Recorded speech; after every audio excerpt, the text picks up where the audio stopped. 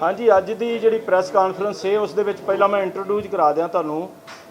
मेरे नाल शहीद भाई हरजिंदर सिंह गिल जिहड़े मैंबर SGPC सन, उन्हां दे बेटे सरपंच तजिंदर सिंह बैठे ने। उन्हां दे नाल ही शहीद भाई बेअंत सिंह मलोआ इंदिरा कांड उन्हां दे भतीजे बैठे ने सरदार परमिंदर सिंह, और इधर बाबा जंग सिंह जी बंदी सिंह रिहाई मोर्चा, तो उन्होंने नाल भाई पवनदीप सिंह जी सिद्धू बंदी सिंह रिहाई मोर्चा बैठे ने। अज की प्रैस कॉन्फ्रेंस जिहड़ी है श्रोमणी गुरुद्वारा प्रबंधक कमेटी के साबका प्रधान स्वर्गवासी जथेदार जगदेव सिंह जी तलवंडी, उन्होंने दोते सरदार गुरजीत सिंह तलवंडी, उन्होंने कुछ अहम तत्थ जिहड़े तुहाडे सामने रखने ने। उस तो पहला मैं कुछ गल्लां करनियां चाहांगा। बीते कुछ दिनों तो एक वाद विवाद शुरू होया है। सरदार सिमरनजीत सिंह जी मान प्रधान श्रोमणी अकाली दल अमृतसर मैंबर पार्लीमेंट संगरूर, उन्होंने एक बयान दिता जदों वो पार्लीमेंट मैंबर की सहुं चुकन जा रहे सी करनाल विखे। उस तो बाद विवाद शुरू हो गया। वो विवाद की है कि उन्होंने शहीदे आजम भगत सिंह जी नूं उन्होंने कहा कि वो अतवादी सन। दूसरा उन्होंने एक बयान फिर कल दे दिता जिस विच उन्होंने गल कही कि मेरे नाना अरूड़ सिंह जिहड़े ने उन्होंने जो सरोपा दिता सी जलियांवाले बाग कांड के दोषी जनरल अडवायर नूं बिल्कुल सही सरोपा दिता सी। जे वो सरोपा ना दिंदे तां जनरल अडवायर ने जिवें जलियांवाले बाग दे विच हमला करके बहुत सारे निर्दोष जिहड़े आ साडे भारती उस वेले शहीद कर दिते जिहड़े जंगे आज़ादी दे विच शामिल सन, उस तरीके दे नाल वो दरबार साहिब ते बमबारी कर सकदा सी। तां उन्होंने अगला जिहड़ा सवाल उठाया कि जे इंदिरा गांधी नूं उन्हां दा भी दिमाग जनरल अडवायर वांग जिवें मेरे नाना ने ठंडा कीता सी, उवें मौके की लीडरशिप जथेदार जगदेव सिंह तलवंडी, जथेदार गुरचरण सिंह टौड़ा, सरदार प्रकाश सिंह बादल ते संत हरचंद सिंह लौंगोवाल ठंडा कर देंदे, सरोपा वो दे देंदे ते शायद इंदिरा गांधी भी दरबार साहिब ते हमला ना करती। सो इतिहासक जिहड़े बहुत अहम तत्थ ने जिन्हां दे उपर बकायदा संघर्ष लड़िया गया।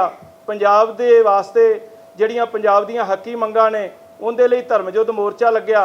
उस तो बाद इत्थे खाड़कू संघर्ष भी होया और बहुत सारियां घटनावां पंजाब दे विच वापरीआं, और जिन्हां नूं मौके दी हुकूमत अतवादी कहंदी रही, असीं उन्हां नूं सतवादी उन्हां नूं शहीद मनदे आ, चाहे वो जंगे आज़ादी तो पहला सन चाहे आज़ादी तो बाद। सो उस संबंध दे विच कुछ अहम विचारां जिहड़ियां ने वो सरदार गुरजीत सिंह तुहाडे नाल साझीआं करनगे, क्योंकि प्रैस कॉन्फ्रेंस दे विच ये कोई दोष नहीं, ये वो तत्थ ने जिहड़े असीं फैक्ट्स एंड फिगर दे नाल तुहाडे सामने रखांगे, और उस दे उपर तुसीं जो भी सवाल अपने करने होए बाद दे विच कर सकदे हो। हुण सरदार अपने तलवंडी साहब तुहाडे नाल विचार करनगे। सारे मेरे प्रेस वाले वीर, प्रिंट मीडिया, इलैक्ट्रॉनिक मीडिया ते वैब सीरीज़ वाले जिन्ने इत्थे मेरे पत्रकार वीर आए ने, निक्के जे साडे सदे ते सारिआं दा जी आयां नूं फतेह अर्ज करदा जी। वाहिगुरू जी का खालसा, वाहिगुरू जी की फतेह। सच्चे पातशाह दा वाक है, बुलाया बोली तेरा तू साहिब गुणी गहेरा, जप नानक नाम सच साखी अपने दास की पैज राखी। सच दी एक आप दी ताकत है, सच नूं कोई मिटा नहीं सकदा, सच दे विच खुदा आप वसदा। इस लई सच पेश करना बहुत जरूरी मैं समझिया।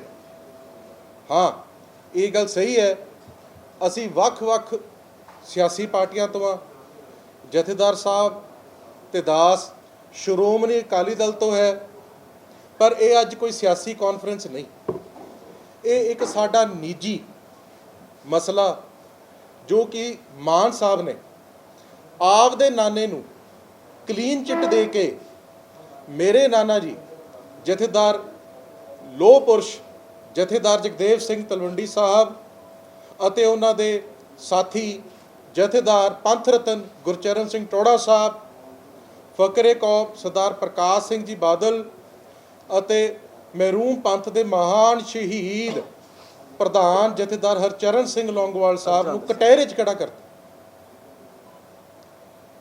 ਅੱਜ ਦੀ ਪੀੜ੍ਹੀ ਦੇ ਅੱਗੇ, ਨੌਜਵਾਨਾਂ ਅੱਗੇ ਸੱਚ ਰੱਖਣਾ ਬਹੁਤ ਜ਼ਰੂਰੀ ਸਮਝਿਆ ਮੈਂ।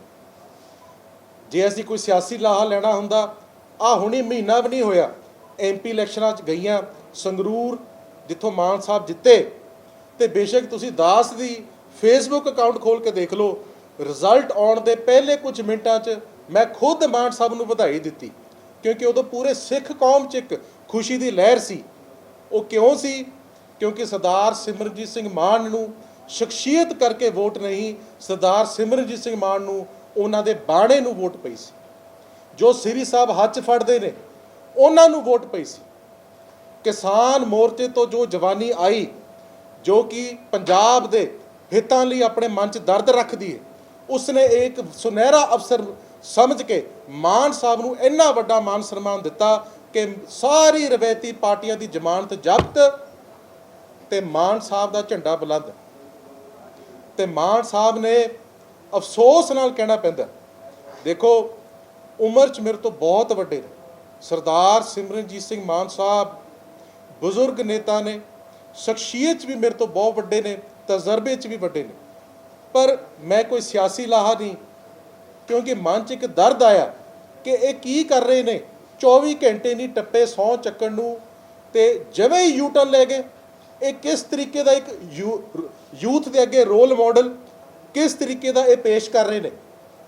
ਇਸ ਕਰਕੇ ਮੈਂ ਤੁਹਾਡੇ ਚਰਨਾਂ 'ਚ ਬੇਨਤੀ ਕਰਦਾ, ਮੈਨੂੰ ਥੋੜਾ ਜਿਹਾ ਸਮਾਂ ਲੱਗੇਗਾ, ਮੈਂ ਸਾਰੇ ਤੱਥ ਨਾਲ ਲੈ ਕੇ ਆਇਆ, ਤੇ ਇੱਕ ਇੱਕ ਤੱਥ ਮੇਰਾ ਯਕੀਨ ਮੰਨਿਓ ਬਹੁਤ ਜ਼ਰੂਰੀ ਹੈ, ਇਸ ਕਰਕੇ ਮੇਰਾ ਸਾਥ ਦਿਓ।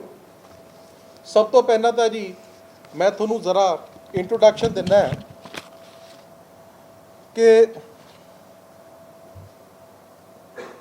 ਸਾਡਾ ਪਰਿਵਾਰ ਸਰਦਾਰ ਜਥੇਦਾਰ ਸ਼ਾਂਗਾ ਸਿੰਘ ਲੈਲਪੁਰ, ਜੇ ਕੋਈ ਸਿੱਖ ਅਜਾਇਬ ਕੇਂਦਰੀ ਘਰ ਗਿਆ, ਅੱਜ ਦੀ ਪੀੜ੍ਹੀ ਨੂੰ ਇੰਨਾ ਨਹੀਂ ਪਤਾ, ਤਾਂ ਉੱਥੇ ਉਹਨਾਂ ਦੀ ਸਭ ਤੋਂ ਵੱਡੀ ਤਸਵੀਰ ਸ਼ਬੂਦਤ। ਉਹ ਕਿਉਂ ਹੈ? ਕਿਉਂਕਿ ਬ੍ਰਿਟਿਸ਼ ਰਾਜ ਦੇ ਵਿੱਚ ਸਿਰਫ ਜਦੋਂ ਮੈਨ ਆਫ ਪ੍ਰੋਪਰਟੀ ਇਲੈਕਸ਼ਨ ਲੜ ਸਕਦੇ ਸੀ, ਗਿਆਨੀ ਕਰਤਾਰ ਸਿੰਘ ਜੋ ਕਿ ਪੰਥ ਦੇ ਦਿਮਾਗ ਮੰਨੇ ਜਾਂਦੇ ਸੀ, ਤੇ ਉਹਨਾਂ ਨੂੰ ਇਹ ਖਿਤਾਬ ਪੰਥ ਨੇ ਬਖਸ਼ਿਆ ਸੀ, ਉਹਨਾਂ ਨੂੰ 25 ਮਰਬੇ ਆਪਦੀ ਜੱਦੀ ਜ਼ਮੀਨ ਉਹਨਾਂ ਦੇ ਨਾਂ ਲਵਾਈ, ਤੇ ਉਹਨਾਂ ਨੂੰ ਤਾਂ ਕਿ ਉਹ ਇਲੈਕਸ਼ਨ ਲੜ ਸਕਣ। ਚਲੋ, ਉਹਨਾਂ ਦੇ ਗਾਨ ਲਾਇਕ ਸਪੂਤ ਪੰਥ ਦੀ ਮਹਾਨ ਸ਼ਖਸੀਅਤ ਲੋਹ ਪੁਰਸ਼ ਜਥੇਦਾਰ ਜਗਦੇਵ ਸਿੰਘ ਤਲਵੰਡੀ, ਜੋ ਕਿ ਵਰੋਸਾਏ ਸਨ, ਜਥੇਦਾਰ 12ਵੇਂ ਮੁਖੀ ਦਮਦਮੀ ਟਕਸਾਲ ਦੇ ਗਿਆਨੀ ਗੁਰਬਚਨ ਸਿੰਘ ਜੀ ਖਾਲਸਾ ਪਿੰਡਰਾਂ ਵਾਲੇ ਮਹਾਂਪੁਰਖਾਂ ਤੋਂ ਹੱਥੀਂ ਅੰਮ੍ਰਿਤ ਛਕਿਆ, ਹੱਥ 'ਚ ਸ੍ਰੀ ਸਾਹਿਬ ਫੜੀ ਤੇ ਪੰਥ ਦੇ ਮੁੱਦੇ ਚੱਕਣ ਦੀ ਸਹੁੰ ਖਾਧੀ। ਕੋਈ ਸਿਆਸੀ ਮਨ 'ਚ ਲਾਲਚ ਨਹੀਂ ਸੀ। ਉਸ ਸਮੇਂ ਦੇ ਮਾਹੌਲ ਨੂੰ ਲੈ ਕੇ ਗਿਆਨੀ ਗੁਰਬਚਨ ਸਿੰਘ ਖਾਲਸਾ ਜੀ ਦਾ ਹੁਕਮ ਮੰਨਦਿਆਂ ਉਹਨਾਂ ਨੇ ਅਗਵਾਈ ਕਰਨ ਦਾ ਫੈਸਲਾ ਲਿਆ। ਇਹ ਸਾਡੇ ਪਰਿਵਾਰ ਦਾ ਪਿਛੋਕੜ ਹੈ। ਦੂਸਰਾ, ਮੈਂ ਮਾਨ ਸਾਹਿਬ ਦੇ ਅੱਜ ਇਸ ਜਵਾਬ ਦੇਣ ਲਈ ਕਿਉਂ ਆਇਆ? ਕਿਉਂਕਿ ਮੇਰਾ ਜੋ ਦਾਦਕਾ ਪਰਿਵਾਰ ਹੈ, ਸਰਦਾਰ ਰਣਧੀਰ ਸਿੰਘ ਚੀਮਾ ਜੋ XPWD ਮੰਤਰੀ ਨੇ ਪੰਜਾਬ ਦੇ, ਅਸੀਂ ਫਤਿਹਗੜ੍ਹ ਸਾਹਿਬ ਤੋਂ ਬਿਲੋਂਗ ਕਰਦੇ ਹਾਂ। ਉਹ ਮਹਾਨ ਧਰਤੀ ਸ਼ਹੀਦਾਂ ਦੀ ਬਾਬਾ ਜੋਰਾਵਰ ਸਿੰਘ, ਬਾਬਾ ਫਤਿਹ ਸਿੰਘ ਜੀ ਦੀ ਫਤਿਹਗੜ੍ਹ ਸਾਹਿਬ ਜ਼ਿਲ੍ਹੇ ਵਿੱਚ ਹੀ ਪਿੰਡ ਹੈ ਤਲਾਣੀਆਂ ਪਿੰਡ, ਜਿੱਥੇ ਮਾਨ ਸਾਹਿਬ ਰਹਿੰਦੇ ਨੇ। ਸਾਡੀ ਘੱਟੋ ਘੱਟ ਜੇ ਜ਼ਿਆਦਾ ਨਹੀਂ 3 ਜਾਂ 4 ਇਲੈਕਸ਼ਨਾਂ 'ਚ ਮਾਨ ਸਾਹਿਬ ਨਾਲ ਡਾਇਰੈਕਟ ਟੱਕਰਾ ਹੋਇਆ। ਤੇ ਮੈਂ ਹੰਕਾਰ ਨਾਲ ਨਹੀਂ, ਰੱਬ ਤੋਂ ਮੈਂ ਡਰ ਕੇ ਇਹ ਗੱਲ ਕਰਦਾ ਕਿ ਸੱਚ ਦੀ ਜਿੱਤ ਹੋਈ। ਸ਼ਹੀਦਾਂ ਦੇ ਆਸ਼ੀਰਵਾਦ ਨਾਲ ਲੋਕਾਂ ਨੇ ਸਾਡੇ ਪਰਿਵਾਰ ਨੂੰ ਚੁਣਿਆ, ਭਾਵੇਂ ਉਹ ਅਸੈਂਬਲੀ ਇਲੈਕਸ਼ਨਾਂ ਸੀ, ਭਾਵੇਂ ਸ਼੍ਰੋਮਣੀ ਕਮੇਟੀ ਦੀ ਧਾਰਮਿਕ ਇਲੈਕਸ਼ਨਾਂ ਸੀ, ਤੇ ਮਾਨ ਸਾਹਿਬ ਦੀ ਜ਼ਮਾਨਤ ਜ਼ਬਤ ਹੁੰਦੀ ਰਹੀ ਹੈ। ਉਸ ਤੋਂ ਬਾਅਦ ਮਾਨ ਸਾਹਿਬ ਨੇ ਫਤਿਹਗੜ੍ਹ ਸਾਹਿਬ 'ਚੋਂ ਇਲੈਕਸ਼ਨਾਂ ਲੜਨਾ ਹੀ ਬੰਦ ਕਰ ਦਿੱਤਾ। ਮਾਨ ਸਾਹਿਬ ਸੰਗਰੂਰ ਜ਼ਿਲ੍ਹੇ ਚਲੇ ਗਏ। ਉਹ ਕੀ ਕਾਰਨ ਬਣਿਆ ਕਿ ਮਾਨ ਸਾਹਿਬ ਸੰਗਰੂਰ ਇਲੈਕਸ਼ਨ ਲੜ ਸਕੇ, ਉਹ ਮਾਨ ਸਾਹਿਬ ਜ਼ਿਆਦਾ ਦੱਸ ਸਕਦੇ ਨੇ। ਮਾਨ ਸਾਹਿਬ ਨੂੰ ਸੰਗਰੂਰ ਵਾਲਿਆਂ ਨੇ ਹੁਣ ਜਿਵੇਂ MP ਰੀਸੈਂਟਲੀ ਬਣਾਇਆ, ਹਮੇਸ਼ਾ ਮਾਨ ਸਾਹਿਬ ਨੇ ਮੁੱਦਾ ਚੁੱਕਿਆ ਸ੍ਰੀ ਸਾਹਿਬ ਦਾ। ਮਾਨ ਸਾਹਿਬ ਨੇ ਬਾਣੇ ਦੀ ਆਪਣੀ ਕਦਰ ਪਾਉਣ ਲਈ, ਆਪਣੇ ਸੰਘਰਸ਼ ਦੀ ਕਦਰ ਪਾਉਣ ਲਈ ਪੰਜਾਬੀਆਂ ਨੂੰ, ਸਿੱਖ ਕੌਮ ਨੂੰ ਮਿਹਣਾ ਮਾਰਿਆ। ਇਹ ਆਪਣੀ ਕਦਰ ਕੀਮਤਾਂ ਨੇ। ਇੱਕ ਜੇ ਮਾੜਾ ਜਿਹਾ ਮੈਂ ਤੁਹਾਨੂੰ ਉਦਾਹਰਨ ਦੇਵਾਂ, ਮੰਨੋ ਜੇ ਕੋਈ ਤੁਹਾਡਾ ਦੋਸਤ ਕੋਈ ਮਹਿੰਗੀ ਨਵੀਂ ਗੱਡੀ ਲਿਆਇਆ, ਤੁਸੀਂ ਉਹ ਤੋਂ ਉਹਦੀ ਚਾਬੀ ਮੰਗ ਲਓ ਕਿ ਲਿਆ ਮੈਂ ਥੋੜਾ ਚਲਾ ਕੇ ਦੇਖਾਂ, ਤੇ ਉਹ ਤੁਹਾਨੂੰ ਕਹਿ ਦੇ ਕਿ ਤੈਨੂੰ ਚਲਾਉਣੀ ਤਾਂ ਆਉਣੀ ਨਹੀਂ, ਤੂੰ ਕਿਤੇ ਮਾਰ ਮੂਰ ਦੇਗਾ, ਉਹ ਕਹੇ ਮਿਹਣਾ ਮਾਰ ਜੇ ਤੁਹਾਨੂੰ ਕਿ ਜਾ ਯਾਰ ਤੂੰ ਮੈਨੂੰ ਗੱਡੀ ਦੀ ਚਾਬੀ ਨਹੀਂ ਦਿੱਤੀ, ਉਹ ਬੰਦਾ ਕਹਿੰਦਾ ਮੈਂ ਮਿਹਣਾ ਮੈਂ ਸਿਰ ਮੱਥੇ ਨਹੀਂ ਲੈਣਾ, ਭਾਵੇਂ ਨੁਕਸਾਨ ਹੁੰਦਾ ਹੋ ਜੇ, ਇਹ ਪੰਜਾਬ ਦੀਆਂ ਆਪਣੀਆਂ ਰਵਾਇਤੀ ਕਦਰ ਕੀਮਤਾਂ ਨੇ। ਉਹ ਕਹਿੰਦਾ ਲੈ ਯਾਰ ਫੜ, ਭਾਵੇਂ ਖੂਹ 'ਚ ਸਿੱਟ, ਜਿੱਥੇ ਮਰਜ਼ੀ ਸਿੱਟ, ਮੈਨੂੰ ਮਿਹਣਾ ਨਾ ਦੇ। ਮਾਨ ਸਾਹਿਬ ਨੇ ਸਿੱਖ ਕੌਮ ਨੂੰ ਮਿਹਣਾ ਦਿੱਤਾ। ਕਿਸਾਨ ਮੋਰਚੇ 'ਚ ਜਾ ਕੇ ਸਟੇਜਾਂ 'ਤੇ ਚੜ੍ਹ ਕੇ ਕਹਿੰਦੇ ਰਹੇ ਕਿ ਮੇਰੀ ਪੰਥ ਨੇ ਕੀਮਤ ਨਹੀਂ ਪਾਈ, ਮੈਂ ਸਾਰੀ ਉਮਰ ਪੰਥ ਪਿੱਛੇ ਲਾਤੀ। ਤੇ ਮਾਨ ਸਾਹਿਬ ਕਹਿੰਦੇ ਰਹੇ ਮੈਨੂੰ ਮੇਰਾ ਸਿੱਖ ਕੌਮ ਹਰਾ ਦਿੰਦਾ ਹੈ। ਮਾਨ ਸਾਹਿਬ ਦਾ ਪੰਜਾਬੀਆਂ ਨੇ ਮਿਹਣਾ ਲਾਤਾ, ਲਾਇਆ ਵੀ ਇਸ ਕਦਰ ਕਿ ਇਤਿਹਾਸ 'ਚ ਦਰਜ ਹੋ ਗਿਆ। ਤੇ ਮਾਨ ਸਾਹਿਬ ਨੇ ਉਸ ਦਾ ਮੁੱਲ ਕੀ ਪਾਇਆ, ਉਹ ਮੈਂ ਹੁਣ ਅੱਗੇ ਤੁਹਾਡੇ ਰੱਖਣਾ ਚਾਹੁੰਦਾ। ਮਾਨ ਸਾਹਿਬ, ਜਿਵੇਂ ਕਿ ਅੱਜ ਦਾ ਤੁਸੀਂ ਅਖਬਾਰ ਸਾਰਿਆਂ ਨੇ ਪੜ੍ਹਿਆ ਹੋਣਾ, ਗੁਰਦੁਆਰਾ ਸ੍ਰੀ ਰਕਾਬਗੰਜ ਸਾਹਿਬ ਜਾਂਦੇ ਨੇ। ਉਹ ਪਵਿੱਤਰ ਧਰਤੀ ਸਾਹਿਬ ਸ੍ਰੀ ਗੁਰੂ ਤੇਗ ਬਹਾਦਰ ਸਾਹਿਬ ਜੀ ਦੀ, ਜਿੱਥੇ ਉਹਨਾਂ ਦਾ ਧੜ ਦਾ ਸੰਸਕਾਰ ਹੋਇਆ, ਉੱਥੇ ਜਾ ਕੇ ਮਾਨ ਸਾਹਿਬ ਮੱਥਾ ਟੇਕਦੇ ਨੇ, ਆਸ਼ੀਰਵਾਦ ਲੈਂਦੇ ਨੇ, ਸ੍ਰੀ ਸਾਹਿਬ ਰੱਖਦੇ ਨੇ, ਸਰੋਪੇ ਆਪਣੇ ਲਾ ਦਿੰਦੇ ਨੇ, ਤੇ ਇਕੱਲੇ ਪੈਦਲ ਤੁਰ ਕੇ ਜਾ ਕੇ ਸਪੀਕਰ ਨੂੰ ਬੇਨਤੀ ਕਰਦੇ ਨੇ, ਜਿਵੇਂ ਕਿ ਅੱਜ ਦੇ ਅਖਬਾਰਾਂ 'ਚ ਛਪਿਆ ਕਿ ਸਪੀਕਰ ਸਾਹਿਬ ਮੈਨੂੰ ਆਪਣੇ ਕਮਰੇ 'ਚ ਹੀ ਸਹੁੰ ਚੁਕਾ ਦਿਓ, ਨਹੀਂ ਤਾਂ ਮੇਰੀ ਕੌਮ ਨੇ ਬੜਾ ਬੁਰਾ ਹਾਲ ਕਰਨਾ ਹੈ। ਜਿਵੇਂ ਸਾਰਿਆਂ ਅੱਗੇ ਲਾਈਵ ਹੋ ਕੇ ਸਹੁੰ ਚੱਕੀ, ਕਿਉਂਕਿ ਉਹ ਕੈਮਰੇ 'ਚ ਲਾਈਵ ਪ੍ਰੋਸੀਡਿੰਗਸ ਆਉਂਦੀਆਂ ਨੇ।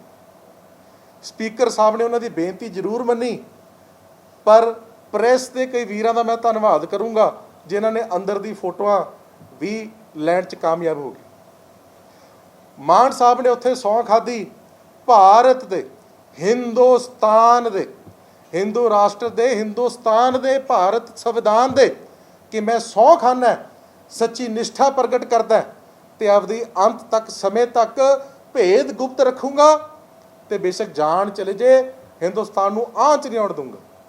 ਉੱਥੋਂ ਬਾਹਰ ਨਿਕਲਦੇ ਨੇ, ਫਿਰ ਆਪਣੀ ਸ੍ਰੀ ਸਾਹਿਬ ਮੰਗਾ ਲੈਂਦੇ ਨੇ, ਫਿਰ ਸਰੋਪੇ ਪਾ ਲੈਂਦੇ ਨੇ, ਤੇ ਉੱਥੇ ਬਿਆਨ ਦਿੰਦੇ ਨੇ ਖਾਲਿਸਤਾਨ ਜਿੰਦਾਬਾਦ, ਹਿੰਦੂ ਰਾਸ਼ਟਰ ਸਾਡੀ ਕਦਰ ਨਹੀਂ, ਅਸੀਂ ਗੁਲਾਮ ਹੈ ਤੇ ਸਾਨੂੰ ਆਜ਼ਾਦੀ ਚਾਹੀਦੀ ਹੈ। ਮਾਨ ਸਾਹਿਬ, ਤੁਸੀਂ ਬਹੁਤ ਸੀਨੀਅਰ ਹੋ, ਤੁਸੀਂ ਯੂਥ ਦੇ ਅੱਗੇ ਕੀ ਆਈਡਲ ਪੇਸ਼ ਕਰ? ਗੁਰੂ ਤੇਗ ਬਹਾਦਰ ਸਾਹਿਬ ਮਹਾਰਾਜ ਦੀ ਘੱਟੋ ਘੱਟ ਤੁਸੀਂ ਸ਼ਰਮ ਕਰ ਲੈਂਦੇ ਸ਼ਹਾਦਤ ਦੀ। ਗੁਰੂ ਤੇਗ ਬਹਾਦਰ ਸਾਹਿਬ ਮਹਾਰਾਜ ਦੇ ਬਾਰੇ ਆਪਣੇ ਗ੍ਰੰਥਾਂ 'ਚ ਲਿਖਿਆ ਹੈ,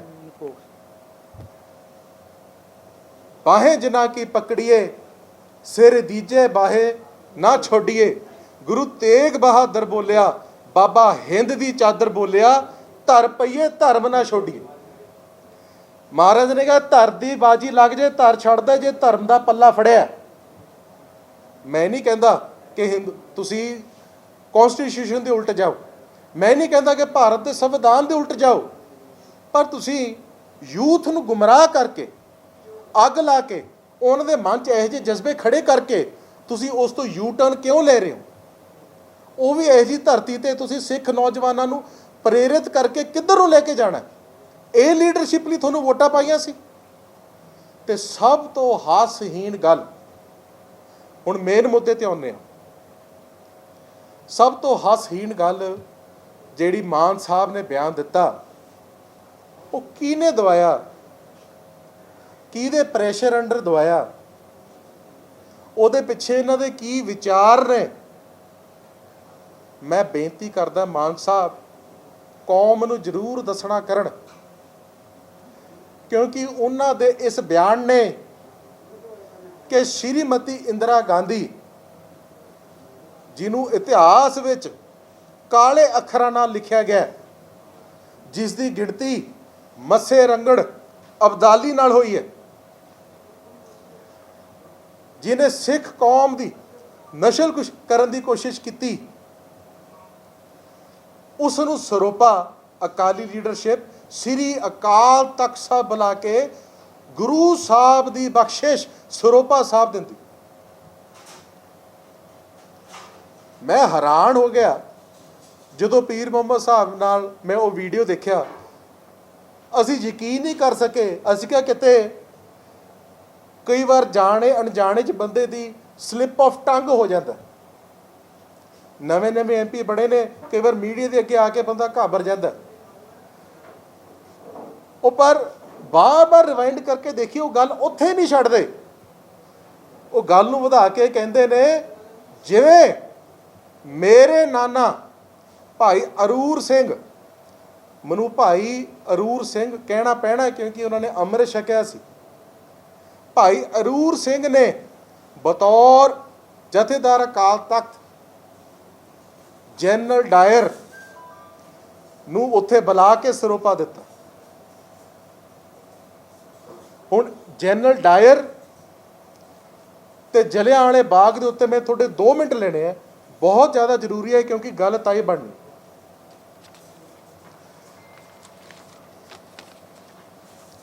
ਜਿਹੜਾ ਜਨਰਲ ਬਾਗ ਜਲਿਆਂਵਾਲਾ ਬਾਗ ਮੈਸੇਕਰ ਸੀ, ਜਿਹਨੂੰ ਅੰਮ੍ਰਿਤਸਰ ਮੈਸੇਕਰ ਵੀ ਕਿਹਾ ਗਿਆ ਹੈ ਅੰਗਰੇਜ਼ਾਂ ਦੇ ਹਿਸਾਬ ਨਾਲ। ਅੱਛਾ, ਸਭ ਤੋਂ ਪਹਿਲਾਂ ਮਾਨ ਸਾਹਿਬ ਨੇ ਕੱਲ ਸਟੇਟਮੈਂਟ ਦਿੱਤੀ ਕਿ ਜਨਰਲ ਡਾਇਰ ਹਿੰਦੂ ਫੌਜ ਲੈ ਕੇ, ਗੁਰਖਾ ਰੈਜੀਮੈਂਟ ਲੈ ਕੇ ਉੱਥੇ ਆ ਕੇ ਅਟੈਕ ਕਰਦੀ। ਇਹ ਤੁਸੀਂ ਦੇਖੋ, ਮੈਂ ਉਹਨਾਂ ਨੂੰ ਡਿਨਾਈ ਨਹੀਂ ਕਰਦਾ, ਪਰ half truth is very dangerous.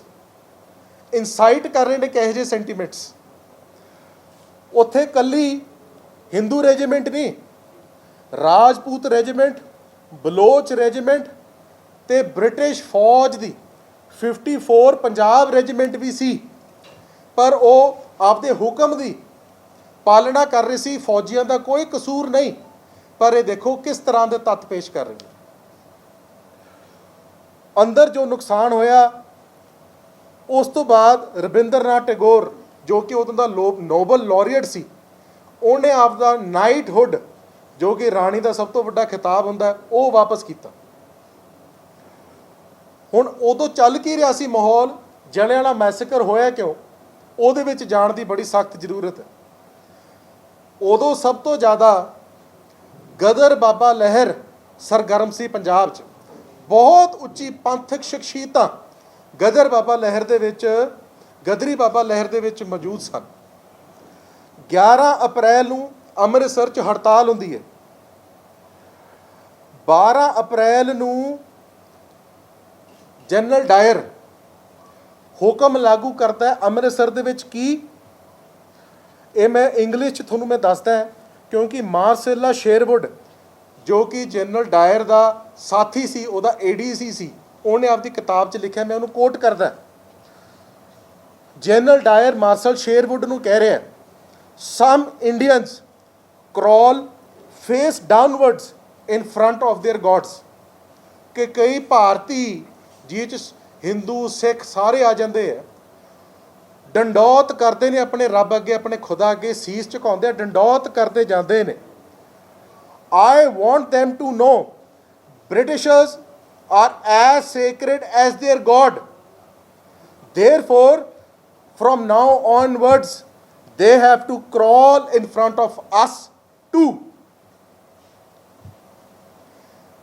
ਕਿ ਜਿਹੜਾ ਜਿੰਨੇ ਭਾਰਤ ਦੇ ਨਾਗਰਿਕ ਨੇ, ਜਿਹੜੇ ਮਰਜ਼ੀ ਧਰਮ ਦੇ ਹੋਣ, ਜਿਵੇਂ ਖੁਦਾ ਅੱਗੇ ਡੰਡੌਤ ਕਰਦੇ ਨੇ, ਜਿੱਥੇ ਅੰਗਰੇਜ਼ ਅਫਸਰ ਸਾਹਮਣੇ ਆ ਜੇ ਉਹਦੇ ਅੱਗੇ ਜੇ ਡੰਡੌਤ ਨਾ ਕਰਨ ਤਾਂ ਉਹਨਾਂ ਤੇ ਤੁਸੀਂ ਜੋ ਮਰਜ਼ੀ ਭਾਵੇਂ ਸ਼ੂਟ ਐਟ ਸਾਈਡ, ਭਾਵੇਂ ਡਾਂਗਾ ਮਾਰ ਸਕਦੇ ਹੋ। ਇਹ 12 ਅਪ੍ਰੈਲ ਦਾ ਇੱਕ ਦਿਨ ਪਹਿਲਾਂ ਦਾ ਆਰਡਰ ਹੈ। ਫਿਰ ਜੋ 13 ਅਪ੍ਰੈਲ ਨੂੰ ਜਿਵੇਂ 1919 ਚ ਆਪਾਂ ਪਤਾ ਜਲਿਆਂਵਾਲੇ ਬਾਗ ਦਾ ਸਾਰਾ ਸਾਕਾ ਵਾਪਰਿਆ, ਉਹ ਸਾਰਾ ਇਤਿਹਾਸ ਆਪਾਂ ਹਰੇਕ ਸਾਰੇ ਗਵਾਹ ਹੈ, ਉਸ ਮੈਂ ਜ਼ਿਆਦਾ ਡੂੰਘਾਈ 'ਚ ਨਹੀਂ ਜਾਣਾ ਚਾਹੁੰਦਾ। ਪਰ ਉਸ ਤੋਂ ਬਾਅਦ ਮੌਕੇ ਦੀ ਅੰਗਰੇਜ਼ ਸਰਕਾਰ ਦਾ ਸੈਕਟਰੀ ਆਫ ਡਿਫੈਂਸ, ਜੋ ਅੰਗਰੇਜ਼ਾਂ ਦਾ ਸਭ ਤੋਂ ਵੱਡਾ ਲੀਡਰ ਮੰਨਿਆ ਗਿਆ, ਵਿੰਸਟਨ ਚਰਚਿਲ, ਪਾਰਲੀਮੈਂਟ ਦੇ ਵਿੱਚ ਬਿਆਨ ਦਿੰਦਾ ਹੈ ਕਿ ਦਿਸ ਇਜ਼ ਅਟਰਲੀ ਮੌਨਸਟਰਸ ਐਕਟ, ਕਿ ਇਹ ਰਾਖਸ਼ੀ ਇੱਕ ਫੈਸਲਾ ਸੀ, ਅਸੀਂ ਇਸ ਦੇ ਨਾਲ ਸਹਿਮਤੀ ਨਹੀਂ ਸਾਡੀ। ਉਹ ਜਨਰਲ ਡਾਇਰ ਦਾ ਨਿੱਜੀ ਫੈਸਲਾ ਸੀ, ਅਸੀਂ ਇਸ ਤੇ ਕਮਿਸ਼ਨ ਬਿਠਾਉਣਾ ਚਾਹੁੰਦੇ ਹਾਂ। ਤੇ ਪਾਰਲੀਮੈਂਟ ਨੂੰ ਕਹਿੰਦਾ ਇਹ ਕੀ ਮੇਰੇ ਇਕੱਲੇ ਦਾ ਫੈਸਲਾ ਹੈ ਕਿ ਤੁਸੀਂ ਸਾਰੇ ਇਸ ਨਾਲ ਹੋ? ਨਾਲ ਪੂਰੀ ਅੰਗਰੇਜ਼ਾਂ ਦੀ ਸਰਕਾਰ ਨੂੰ ਅਪੀਲ ਕਰਦਾ ਹੈ, ਸਾਰੇ ਮੈਂਬਰ ਪਾਰਲੀਮੈਂਟਸ ਨੂੰ, ਕਿ ਮੈਂ ਇਸ ਤੇ ਵੋਟਿੰਗ ਕਰਾਉਣਾ ਚਾਹੁੰਦਾ ਹੈ, ਤੇ ਜੇ ਆਪਾਂ ਇਸ ਤੇ ਵੋਟਿੰਗ ਨਾ ਕਰਕੇ ਸਹੀ ਫੈਸਲਾ ਨਾ ਦਿੱਤਾ, ਸਿੱਖ ਆਪਣਾ ਬ੍ਰਿਟਿਸ਼ ਨਸਲ ਨੂੰ ਆਉਣ ਵਾਲੀ ਨਸਲਾਂ ਕਟਹਿਰੇ 'ਚ ਖੜੇ ਕਰਦੀਆਂ ਰਹਿਣਗੀਆਂ। ਮੌਕੇ ਤੇ ਵੋਟਿੰਗ ਹੁੰਦੀ ਹੈ, 247 MP ਹੱਕ 'ਚ ਵੋਟ ਪਾਉਂਦੇ ਨੇ ਓਪੋਜੀਸ਼ਨ ਦੇ ਤੇ ਸਰਕਾਰ ਦੇ ਕਿ ਇਹ ਫੈਸਲਾ ਗਲਤ ਸੀ। ਉਸ ਤੋਂ ਬਾਅਦ ਕਮਿਸ਼ਨ ਬਿਠਾਇਆ ਜਾਂਦਾ ਹੈ ਅੰਗਰੇਜ਼ ਸਰਕਾਰ ਵੱਲੋਂ, ਜਿਹਦਾ ਨਾਮ ਹੁੰਦਾ ਹੈ ਹੰਟਰ ਕਮਿਸ਼ਨ। ਹੰਟਰ ਕਮਿਸ਼ਨ ਨੂੰ ਹੈੱਡ ਕਰਦਾ ਹੈ ਸੋਲਿਸਿਟਰ ਜਨਰਲ ਸਕਾਟਲੈਂਡ ਦਾ, ਜਿਹਦਾ ਨਾਂ ਸੀ ਵਿਲੀਅਮ ਲਾਰਡ ਹੰਟਰ।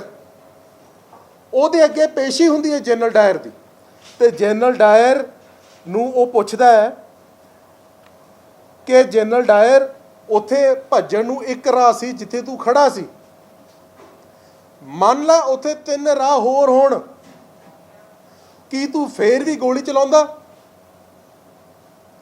ਉਹ ਕਹਿੰਦਾ ਭਾਵੇਂ 10 ਰਾਹ ਹੁੰਦੇ, ਭਾਵੇਂ ਖੁੱਲਾ ਮੈਦਾਨ ਹੀ ਹੁੰਦਾ, ਕੰਧ ਹੀ ਨਾ ਹੁੰਦੀ, ਮੈਂ ਉਸ ਤਿਆਰੀ ਨਾਲ ਜਾਂਦਾ ਕਿ ਇੱਕ ਪੰਜਾਬੀ, ਇੱਕ ਸਿੱਖ, ਇੱਕ ਵੀ ਹਿੰਦੂ, ਇੱਕ ਵੀ ਮੁਸਲਮਾਨ ਉੱਥੋਂ ਜਿਉਂਦਾ ਨਾ ਜਾਵੇ। ਇਹ ਔਨ ਕੋਟ ਹੈ, ਬ੍ਰਿਟਿਸ਼ ਪਾਰਲੀਮੈਂਟ ਦਾ ਪੇਪਰ ਹੈ, ਸਰਚ ਕਮੇਟੀ ਆਨਲਾਈਨ ਅਵੇਲੇਬਲ ਹੈ, ਤੁਸੀਂ ਪੜ੍ਹ ਸਕਦੇ ਹੋ, ਮੈਂ ਉਹਨੂੰ ਕੋਟ ਕੀਤਾ। ਉਹ ਕਹਿੰਦਾ ਤੂੰ ਕਦੋਂ ਤੱਕ ਗੋਲੀਆਂ ਚਲਾਈਆਂ? ਜਨਰਲ ਡਾਇਰ ਕਹਿੰਦਾ ਤੂੰ ਕੀ ਸੋਚ ਕੇ ਗੋਲੀ ਚਲਾਈ ਤੇ ਕੀ ਸੋਚ ਕੇ ਬੰਦ ਕੀਤੀ? ਕਹਿੰਦਾ ਮੇਰਾ ਇੱਕੋ ਇੱਕ ਨਿਸ਼ਾਨਾ ਸੀ ਕਿ ਮੈਂ ਇਹਨਾਂ ਦੀ ਨਸਲਕੁਸ਼ੀ ਕਰਾਂ, ਤੇ ਮੈਂ ਉਦੋਂ ਤੱਕ ਗੋਲੀਆਂ ਚਲਾਈਆਂ ਜਦੋਂ ਤੱਕ ਮਾਈ ਐਮੂਨੇਸ਼ਨ ਡਿਡਨਟ ਗੈਟ ਐਗਜ਼ੌਸਟਡ, ਕਿ ਜਿੰਨੀ ਦੇਰ ਤੱਕ ਮੇਰੀ ਗੋਲੀਆਂ ਨਹੀਂ ਮੁੱਕ ਗਈਆਂ। ਇਹ ਇਤਿਹਾਸ ਹੈ ਜਨਰਲ ਡਾਇਰ ਦਾ। 13 ਅਪ੍ਰੈਲ ਨੂੰ ਇਹ ਹੁੰਦਾ ਹੈ।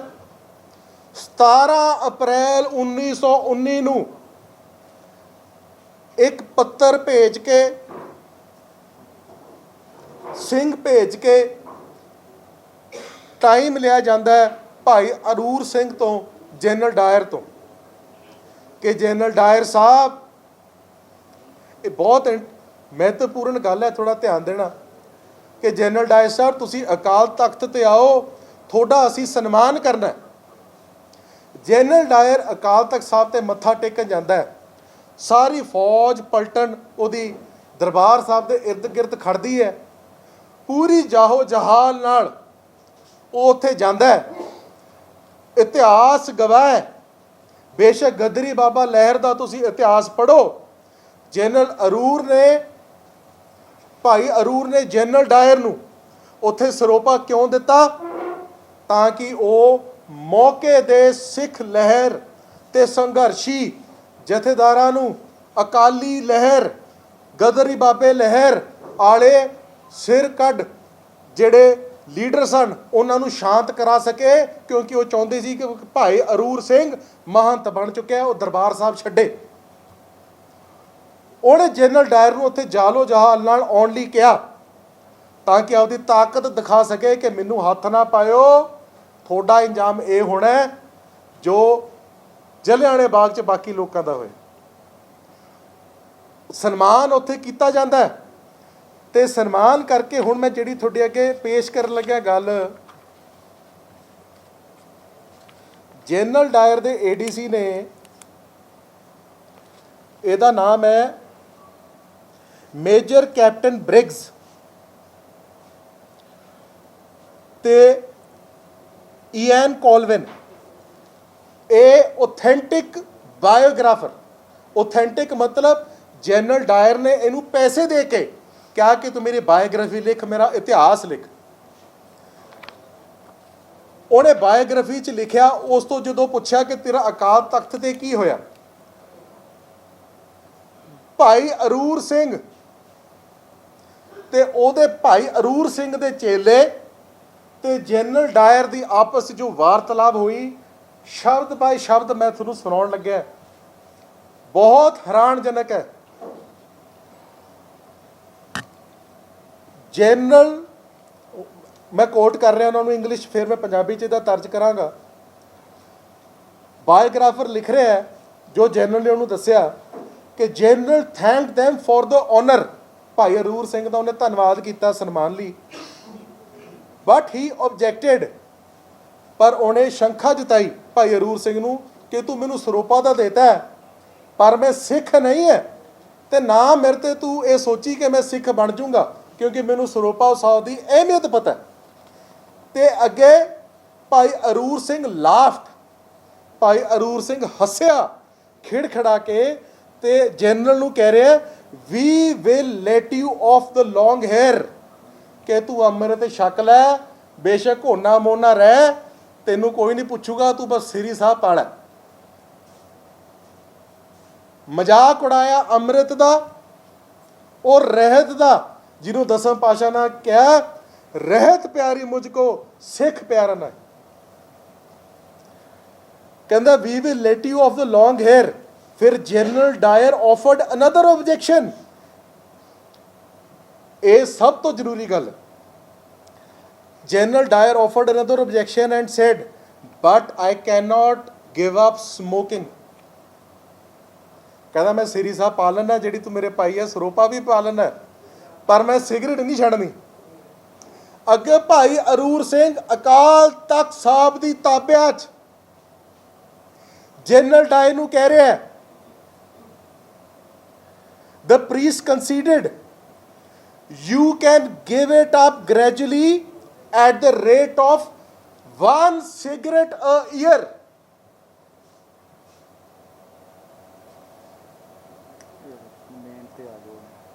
ਕੀ ਅਰਥ ਇਹਦਾ ਕਿ ਤੂੰ ਹੌਲੀ ਹੌਲੀ ਛੱਡਦੀ, ਇੱਕ ਇੱਕ ਸਿਗਰਟ ਇੱਕ ਇੱਕ ਸਾਲ ਦੀ ਘਟਾ ਕੇ।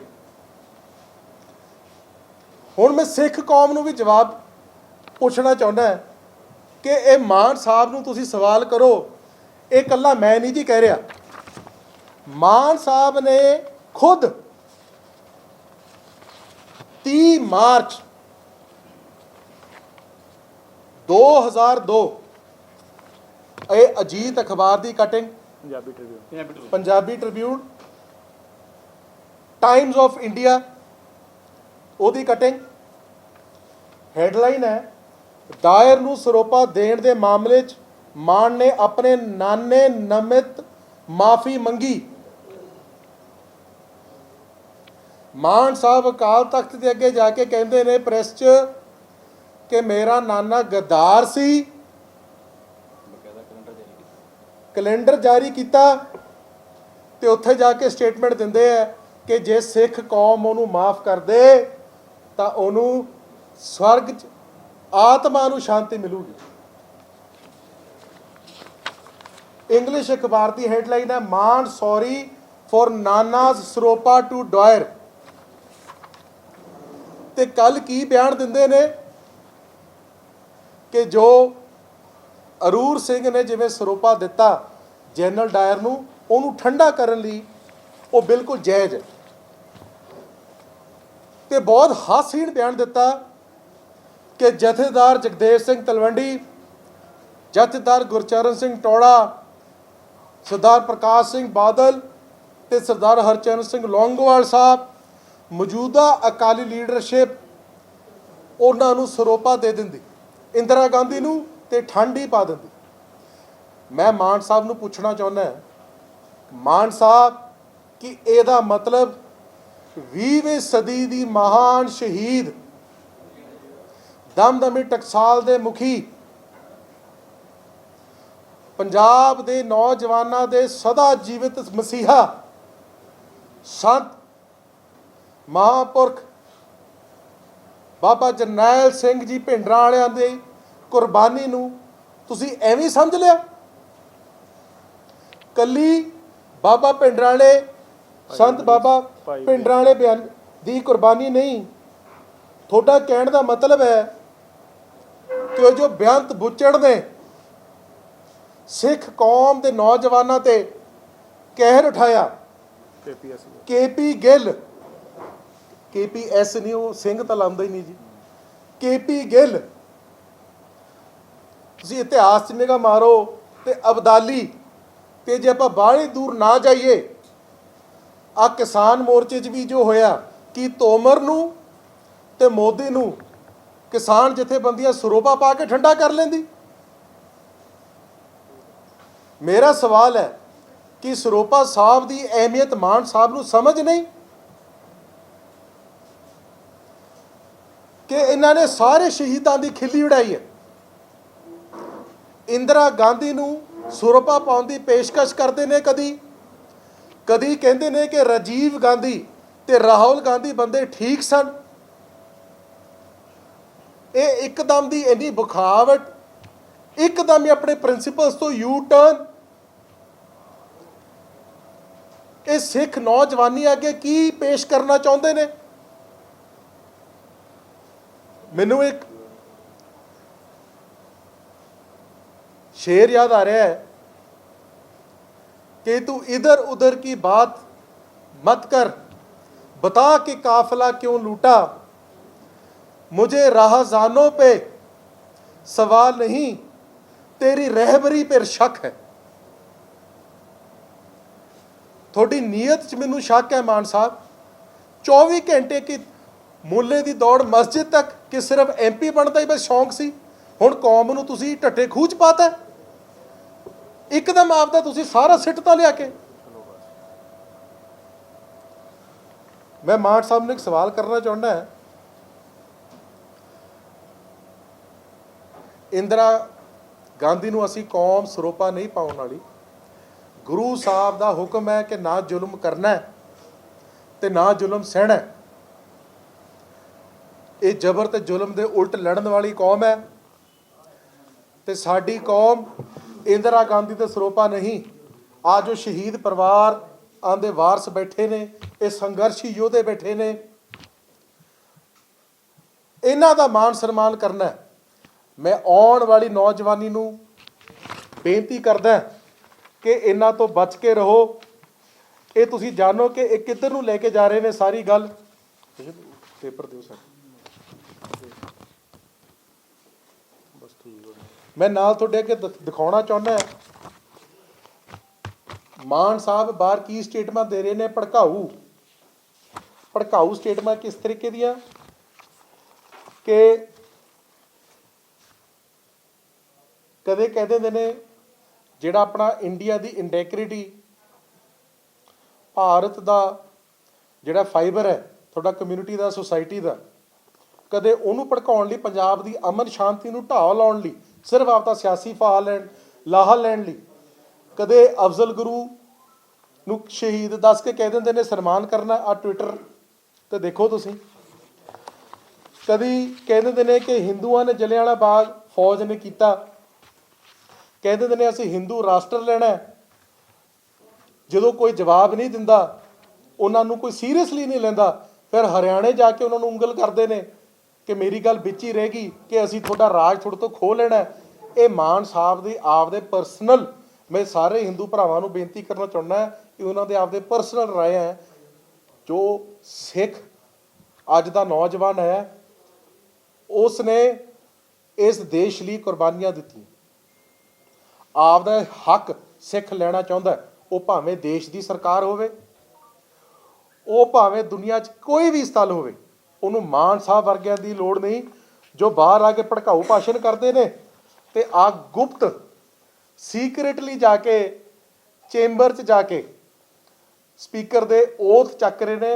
ਹਿੰਦੁਸਤਾਨ ਦੇ ਝੰਡੇ ਦੇ ਅੱਗੇ ਭਾਰਤ ਦੀ ਸੰਵਿਧਾਨ ਦੀ ਗੁਪਤ ਰੱਖਣ ਦੀ ਓਥ ਚੱਕ ਰਹੇ ਨੇ ਤੇ ਆ ਜਨ ਗਨ ਮਨ ਜਯੋ ਹੈ ਭਾਰਤ ਭਾਗਯ ਵਿਦਾਤਾ ਗਾ ਰਹੇ ਨੇ। ਆ ਖੜੇ ਪਾਰਲੀਮੈਂਟ ਦੇ ਉੱਧਰ ਸਾਰਿਆਂ ਦੇ ਮੂੰਹ ਬੰਦ ਨੇ, ਇਕੱਲੇ ਮਾਨ ਸਾਹਿਬ ਦਾ ਮੂੰਹ ਖੁੱਲ੍ਹਾ। ਥੋੜਾ ਜ਼ੂਮ ਕਰਕੇ ਦੇਖ ਲਿਓ ਮਾੜਾ ਜੀ।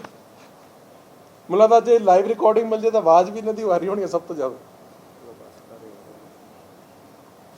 ਉਹਨਾਂ ਨੂੰ ਵੀ ਸਵਾਲ ਕਰੀਏ। ਹੁਣ ਆ ਪਿਕਚਰ ਇਹ ਵੀ ਅਸੀਂ ਸਾਰਿਆਂ ਨੂੰ ਰਿਲੀਜ਼ ਕਰਾਂਗੇ। ਆ ਅਰੂਰ ਸਿੰਘ ਹੈ, ਆ ਜਨਰਲ ਡਾਇਰ ਹੈ ਜਿਹਨੂੰ ਸਰੋਪਾ ਪਾਇਆ, ਤੇ ਆ ਅਰੂਰ ਸਿੰਘ ਦੇ ਸਾਰੇ ਚੇਲੇ ਨੇ। ਇਹਨਾਂ ਨੇ ਸਾਰਾ ਸਿੱਖ ਇਤਿਹਾਸ ਨੂੰ ਕਟਹਿਰੇ 'ਚ ਲਿਆ ਕੇ ਖੜਾ ਕਰਤਾ। ਇੱਕ ਸੈਕਿੰਡ, ਸਾਰੇ ਸਿੱਖ ਇਤਿਹਾਸ ਨੂੰ ਕਟਹਿਰੇ 'ਚ ਲੈ ਕੇ ਖੜਾ ਕਰਤਾ। ਸੰਤਾਂ ਦੀ ਸ਼ਹੀਦੀ ਤੇ ਕੁਐਸਚਨ ਮਾਰਕ ਲਾਤਾ।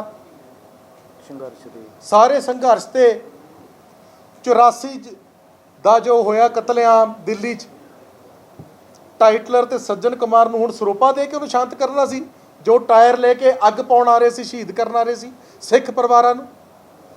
ਇਹ ਕਿਸ ਤਰੀਕਾ ਦਾ ਬਿਆਨ ਦਿੱਤਾ ਇਹਨਾਂ ਨੇ? ਇਹ ਕੀ ਸਾਬਤ ਕਰਨਾ ਚਾਹੁੰਦੇ ਨੇ? ਚਲੋ ਉਹਨਾਂ ਕੋਲ ਸਵਾਲ ਕਰ ਲਓ। ਹੁਣ ਜਿਵੇਂ ਜੱਦਰ ਸਾਹਿਬ ਦਾ ਹੁਕਮ ਹੈ ਕਿ ਜ਼ਿਆਦਾ ਟਾਈਮ ਨਾ ਲਵਾਂ, ਕਿਉਂਕਿ ਇਹ ਤਾਂ ਪ੍ਰੋਫੈਸ਼ਨਲ ਨੇ, ਇਹਨਾਂ ਨੂੰ ਸਾਰਾ ਪਤਾ ਹੈ। ਮੇਰੀ ਅੱਜ ਪਹਿਲੀ ਹੈ ਤਾਂ ਹੌਲੀ ਹੌਲੀ ਮੈਂ ਵੀ ਸਿੱਖ ਲੂੰਗਾ ਇਹਨਾਂ ਨਾਲ ਰਹਿ ਕੇ। ਤੇ ਇਸ ਕਰਕੇ ਜੇ ਕੋਈ ਹਾਂਜੀ ਕਿਉਂਕਿ ਉਹਨਾਂ ਨੇ ਸੰਵਿਧਾਨ ਦੇ ਵਿੱਚ ਰਹਿ ਕੇ ਹੀ ਇਲੈਕਸ਼ਨ ਲੜੀ ਹੈ। ਹਾਂਜੀ ਸਾਰੇ ਲੋਕਾਂ ਨੇ ਸਾਡੇ ਸਿੱਖ ਪੰਥ ਨੇ ਉਹਨਾਂ ਨੂੰ ਭਾਰੀ ਬਹੁਮਤ ਨਾਲ ਜਿਤਾਇਆ। ਸੰਵਿਧਾਨ ਦੇ ਵਿੱਚ ਰਹਿ ਕੇ ਇਲੈਕਸ਼ਨ ਲੜੀ ਆ। ਕੀ ਹੁਣ ਤੁਸੀਂ ਕੀ ਚਾਹੁੰਦੇ ਕੀ ਹੋ ਕਿ ਉਹਨਾਂ ਨਾਲ ਉੱਥੇ ਜਾ ਕੇ ਉਹ ਸਹੁੰ ਚੁੱਕਣੀ ਬਣਦੀ ਸੀ ਕਿ ਨਹੀਂ ਬਣਦੀ? ਤੁਸੀਂ ਕੀ ਮੇਰਾ ਪ੍ਰਸ਼ਨ ਇਹ ਆ ਕਿ ਉਹ ਕਿਰਪਾਨ ਲੈ ਕੇ ਪਿਛਲੀ ਵਾਰੀ ਜਦੋਂ ਇੱਕ ਵਾਰੀ ਐਮਪੀ ਬਣੇ ਸੀ, ਕਿਰਪਾਨ ਦੇ ਮੁੱਦੇ ਦੇ ਉੱਤੇ ਹੀ ਉਹ ਸਾਰਾ ਸੈਸ਼ਨ ਉੱਤੇ ਗਏ ਨਹੀਂ ਸੀ, ਪਰ ਸਾਰਾ ਸਿੱਖ ਪੰਥ ਵੀ ਉਸ ਟਾਈਮ ਦੇ ਉੱਤੇ ਨਾਰਾਜ਼ ਹੋਇਆ। ਹੁਣ ਤੁਸੀਂ ਕੀ ਚਾਹੁੰਦੇ ਸੀ ਕਿ ਉਹ ਕਿਰਪਾਨ ਲੈ ਕੇ ਮੁੱਦੇ ਨੂੰ ਫੇਰ ਉਠਾਉਂਦੇ ਕਿ ਜਾਂ ਉਹ ਸਹੁੰ ਨਾ ਚੁੱਕਦੇ? ਮੇਰਾ ਪ੍ਰਸ਼ਨ ਹੈ। ਇਹਦਾ ਬਹੁਤ ਸਿੰਪਲ ਆਨਸਰ ਹੈ। ਇਹਨਾਂ ਨੇ ਕਿਰਪਾਨ ਦਾ ਮੁੱਦਾ ਲੈ ਕੇ ਬਾਹਰ ਬੈਠ ਗਏ। ਸਾਰੀ ਕੌਮ ਨੇ ਇਹਨਾਂ ਨੂੰ ਹੁਣ ਤੱਕ ਭੱਬਾ ਪਾਰ ਚੁੱਕ ਕੇ ਰੱਖਿਆ। ਇਹਨਾਂ ਦਾ ਸਤਿਕਾਰ ਬਹੁਤ ਉੱਤੇ ਸੀ। ਐਮਪੀ ਬਣਨ ਲਈ ਇਹਨਾਂ ਨੂੰ ਲਾਲਸਾ ਨਹੀਂ ਕਰਨੀ ਸੀ ਚਾਹੀਦੀ। ਇਹ ਨੈਚੁਰਲ ਪ੍ਰੋਸੀਜਰ ਹੈ ਕਿ ਜਿਹੜਾ ਬੰਦਾ ਕੱਲਾ ਸੰਵਿਧਾਨ, ਜਿਵੇਂ ਤੁਸੀਂ ਸਾਰੇ ਜਾਣਦੇ ਹੋ, ਇਹ 100 ਸਿਰਫ ਜਿੱਤੇ ਤੇ ਨਹੀਂ ਚੁਕਾਈ ਜਾਂਦੀ। ਜਦੋਂ ਤੁਸੀਂ ਆਪ ਦਾ ਨੋਮੀਨੇਸ਼ਨ ਭਰਦੇ ਹੋ, ਤੁਸੀਂ ਪ੍ਰੋਸੀਜਰ ਉਦੋਂ ਹੀ ਸ਼ੁਰੂ ਹੋ ਜਾਂਦਾ ਹੈ। ਤੁਸੀਂ ਕਹਿੰਦੇ ਹੋ ਕਿ comply with rules of republic of India, ਤੇ ਜੁਡੀਸ਼ੀਅਲ ਮੈਜਿਸਟ੍ਰੇਟ ਦੇ ਅੱਗੇ ਤੁਸੀਂ ਪੇਸ਼ ਹੁੰਦੇ ਹੋ। ਮੈਂ ਉਹੀ ਕਹਿ ਰਿਹਾ ਵੀ ਇਹਨਾਂ ਨੇ ਮੇਰੀ ਬੇਨਤੀ ਹੈ, ਮੇਰੀ ਪੂਰੀ ਗੱਲ ਸੁਣ ਲਓ। ਮੈਂ ਇਹੀ ਸਵਾਲ ਮਾਨ ਸਾਹਿਬ ਨੂੰ ਕਰਦਾ, ਜੋ ਤੁਸੀਂ ਪੁੱਛ ਰਹੇ ਹੋ ਨਾ, ਮੈਂ ਇਹੀ ਸਵਾਲ ਮਾਨ ਸਾਹਿਬ ਨੂੰ ਕਰ ਰਿਹਾ ਕਿ ਤੁਸੀਂ ਅੰਦਰ ਜਾ ਕੇ ਸਹੁੰ ਚੱਕ ਰਹੇ ਹੋ ਕਿ ਉਹ ਠੀਕ ਹੈ ਕਿ ਤੁਸੀਂ ਬਾਹਰ ਆ ਕੇ ਨੌਜਵਾਨਾਂ ਨੂੰ ਕਹਿ ਰਹੇ ਹੋ ਕਿ ਦੇਖਿਓ ਆਪਾਂ ਗੁਲਾਮ ਹੈ, ਸਰਕਾਰ ਦੇ ਉਲਟ ਆਪਾਂ ਚੱਲਣਾ ਹੈ, ਆਪਾਂ ਆਪਣਾ ਖਾਲਿਸਤਾਨ ਬਣਾਉਣਾ ਹੈ, ਆਪਾਂ ਸੰਘਰਸ਼ ਕਰਨੇ ਹੈ, ਤੇ ਆਪਾਂ ਨੂੰ ਹਥਿਆਰ ਚੱਕਣੇ ਪੈਣੇ ਆ ਤੇ ਹੋਰ ਸਭ ਕਰਨਾ ਪੈਣਾ, ਕਿ ਉਹ ਠੀਕ ਹੈ? ਇਹੀ ਤਾਂ ਮੈਂ ਸਵਾਲ ਕਰ ਰਿਹਾ ਮਾਨ ਸਾਹਿਬ ਨੂੰ ਕਿ ਤੁਸੀਂ ਇੱਕ ਪਾਸਾ ਤਾਂ ਲਓ, ਇੱਕ ਪਾਸੇ ਤੁਸੀਂ ਭੜਕਾ ਰਹੇ ਹੋ ਤੇ ਅੰਦਰ ਤੁਸੀਂ ਸਹੁੰ ਚੱਕ ਰਹੇ ਹੋ। ਜੇ ਮਾਨ ਸਾਹਿਬ ਸੱਚੇ ਹੁੰਦੇ ਤਾਂ ਲਾਈਵ ਪ੍ਰੋਸੀਡਿੰਗ 'ਚ ਜਿਵੇਂ ਹੋਇਆ ਉਦੋਂ ਕਿਉਂ ਨਹੀਂ ਸਹੁੰ ਚੱਕੀ ਜਾ ਕੇ ਇਹਨਾਂ ਨੇ? ਗੁਪਤ ਜਾ ਕੇ ਕਿਉਂ ਸਹੁੰ ਚੱਕੀ ਇਹਨਾਂ ਨੇ? ਉਹ ਗਾਂ ਬੀਜੇਪੀ ਵਾਲੇ ਵੀ ਛਾਤਰ ਨੇ, ਉਹਨਾਂ ਨੇ ਵੀ ਅੰਦਰ ਕੈਮਰੇ ਵਾਲਾ ਭੇਜ ਕੇ ਫੋਟੋ ਕੱਢ ਹੀ ਲਈ, ਜਿਹੜੀ ਚੀਜ਼ ਤੋਂ ਬਚਦੇ ਸੀ। ਮੇਰੀ ਗੱਲ ਸਮਝ ਰਹੇ ਹੋ ਨਾ, ਫੋਲੋ ਕਰ ਰਹੇ ਹੋ? ਕਿ ਜੇ ਇੱਕ ਪਾਸਾ ਲਾਉਣ ਮਾਨ ਸਾਹਿਬ ਜੇ ਕਿਰਪਾਨ ਦਾ ਮੁੱਦਾ ਲਾ ਕੇ ਬਾਹਰ ਬੈਠੇ ਸੀ, ਕੌਮ 'ਚ ਬਹੁਤ ਸਤਿਕਾਰ ਸੀ, ਇਹਨਾਂ ਨੇ ਖਾਲਿਸਤਾਨ ਦਾ ਏਜੰਡਾ ਅਲਾਈਵ ਰੱਖਿਆ। ਹੁਣ ਮੈਂ ਹੀ ਤਾਂ ਪੁੱਛਣਾ ਚਾਹੁੰਦਾ ਕਿ ਤੁਸੀਂ ਖਾਲਿਸਤਾਨ ਦਾ ਏਜੰਡਾ ਛੱਡਤਾ? ਤੁਹਾਡੇ ਮੁਤਾਬਕ ਸਹੁੰ ਚੁੱਕਣੀ ਨਹੀਂ ਬਣਦੀ ਸੀ ਕਿ ਬਣਦੀ ਸੀ? ਮੇਰੇ ਹਿਸਾਬ ਨਾਲ ਕਿ ਜੇ ਇਲੈਕਸ਼ਨ ਉਹ ਲੜੇ, ਜਿਹੜਾ ਬੰਦਾ ਇਲੈਕਸ਼ਨ ਲੜੇ ਸੰਵਿਧਾਨ 'ਚ ਰਹਿ ਕੇ ਆਪਦੇ ਕੌਂਸਟੀਚੁਐਂਸੀ ਲਈ, ਉਹਨੂੰ ਸਹੁੰ ਚੱਕਣੀ ਪੈਣੀ ਹੈ। ਇਹ ਤਾਂ ਰੂਲ ਹੈ। ਸਹੁੰ ਚੁੱਕਣੀ ਜਾਇਜ਼ ਹੈ ਉਹਨਾਂ ਦਾ? ਮੇਰੇ ਵੱਲੋਂ ਜਾਇਜ਼ ਨਜਾਇਜ਼ ਤੋਂ ਕੀ ਹੈ ਜੀ? ਹੁਣ ਜਿਵੇਂ ਤੁਸੀਂ ਭਾਰਤ ਦੇ ਨਾਗਰਿਕ ਹੋ ਸਿੰਘ ਸਾਹਿਬ, ਤੁਹਾਨੂੰ ਆਧਾਰ ਕਾਰਡ ਬਣਾਉਣਾ ਪੈਣਾ, ਜਾਂ ਤੁਸੀਂ ਭਾਰਤ ਛੱਡ ਦਿਓ। ਹੁਣ ਮੈਂ ਉਹ 'ਤੇ ਕੀ ਟਿੱਪਣੀ ਕਰਨਾ? ਉਹਦਾ ਕੀ ਲੈਣ ਦੇਣ?